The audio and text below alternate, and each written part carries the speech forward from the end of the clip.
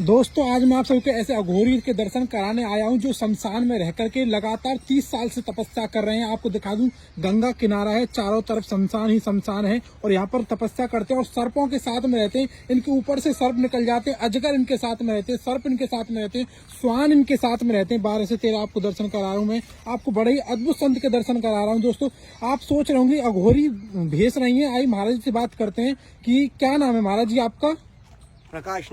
प्रकाशनंद कपालिक। कपालिक। तो महाराज जी आप कौन से संत हैं? अघोरी कपालिक अघोरी। महाराज जी अघोरी का जो वेशभूषा रहती है वो अलग रहती है। वो भूषभूषा हम केवल शमशान में करते हैं। अच्छा, वो शमशान में जलते हैं, जहाँ पर अस्थि जलती है उसी जगह पर हम वेशभूषा रहती है, उस टाइम हम लंगोट में रहते केवल।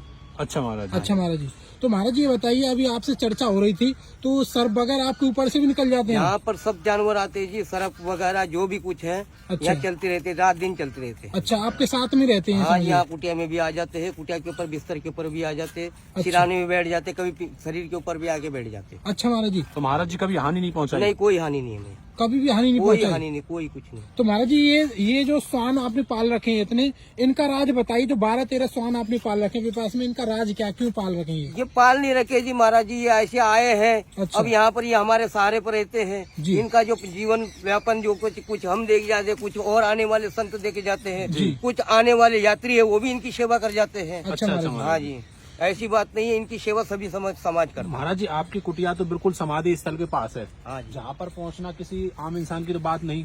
नहीं जी, यहाँ केवल समाधि स्थल था, साधु संतों की समाधि होती थी यहाँ पर। अच्छा। अब कुछ सरकार ने रोक लगा दी है साधु संतों की समाधि की वजह से। अच्छा। आगे कर दिया है, नहीं तो यहाँ पर संत की जल समाधि होती है। अच्छा महाराज जी। हाँ जी। तो महाराज जी जो आपने अघोरी तपस्या की, क्या कारण था ऐसा करने का? कारण यही है कि जी हमारा इच्छा इसी पर थी। अच्छा। हाँ जी। तो आपने 30 साल से केवल तांत्रिक विद्या का ज्ञान लेना था इसमें। अच्छा। जो भी कुछ है, भूत प्रेत, लोग कहते हैं कि भूत है, प्रेत है या कोई आत्मा भटकती है, तो वो वेश जानने के लिए और कुछ शंकर भगवान की जो सत्यम भक्ति है वो भक्ति इसी में है, अघोर पंथ में है। अच्छा। असली भक्ति इसी में है। अच्छा महाराज जी। क्योंकि जो संसारवासी है वो किसी से लालच नहीं करता है।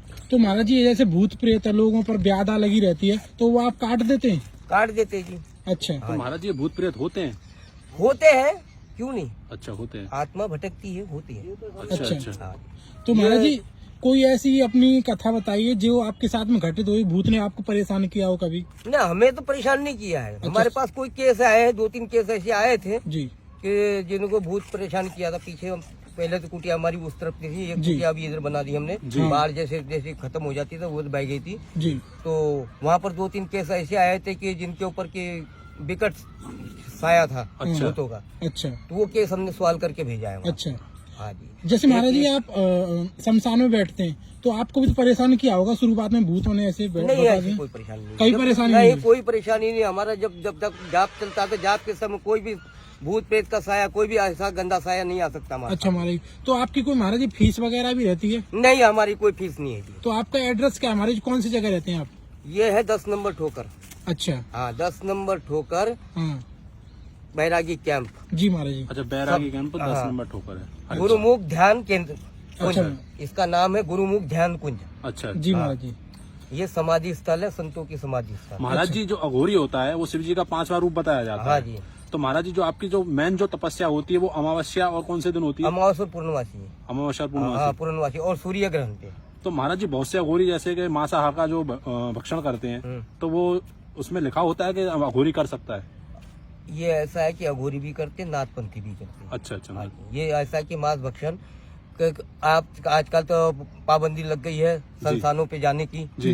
क्योंकि जब तक सरकार के अंडर में आ गए तो पहले तो अघोरी क्या करता था, जैसे कि जलता हुआ मुर्दा है तो उसको निकाल लेना है, भुना हुआ तो उसका मांस भक्षण करना है। अच्छा, ठीक है, उसको जगाना है, उसकी हड्डियों से अगर वो अकाल मृत्यु में गया है तो उसको जगाना भी है। अच्छा। हाँ, उसकी खोपड़ी को भी रखना हमने जी। खोपड़ी को भी रखना, उसको खोपड़ी से भी विद्या लेनी हमने, यानी उससे कि पूछताछ करनी हमने। जिसकी अकाल मृत्यु होगी उसकी ही खोपड़ी चाहिए हाँ आपको? जी, हाँ जी।